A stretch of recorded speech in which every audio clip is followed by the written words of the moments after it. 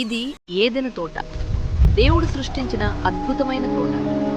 ఆ తోటలో ఆదాము మరియు హవ్వ ఆనందంగా జీవించేవారు. దేవుడు వారిని ఎంతో ప్రేమించాడు. దేవుడు చెప్పాడు, ఈ తోటలోని అన్ని చెట్ల పండ్లు తినవచ్చు, కానీ మధ్యలో ఉన్న చెట్టు ఫలం మాత్రం తినకూడదు. ఒకరోజు ఒక తెలివైన సర్పము హవ్వ దగ్గరకు వచ్చింది. అదడిగింది, దేవుడు ఏ చెట్టు ఫలము తినకూడదని చెప్పాడా?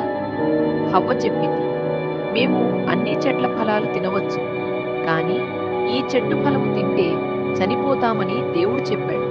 సర్పము అబద్ధం చెప్పింది, మీరు చావరు. ఆ ఫలము తింటే మీ కన్నులు తెరవబడతాయి, మీరు దేవునిలా తెలివైన వారవుతారు. ఆ ఫలము హవ్వకు చాలా అందంగా కనిపించింది.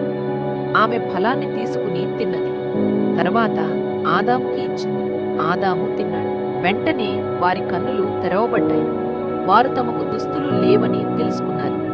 భయంతో అంజూరపు ఆకులతో దుస్తులు చేసుకున్నారు. సాయంత్రం దేవుడు పిలిచాడు, ఆదామా, నీవెక్కడ ఉన్నావు? ఆదాము భయంతో దాగిపోయాడు.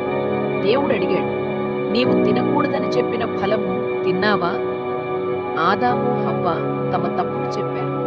దేవుడు చెప్పాడు, పాపం వల్ల కష్టాలు ఈ లోకంలోకి వచ్చాయి.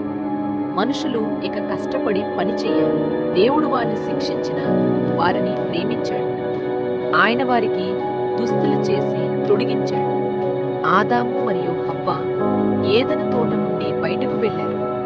దేవుడు జీవవృక్షాన్ని కాపాడేందుకు దూతలను పెట్టాడు. పిల్లలు, మనము దేవుని మాట వినాలి. అబద్ధాన్ని నమ్మకూడదు. తప్పు చేసినా దేవుడు మనలను ప్రేమిస్తాడు.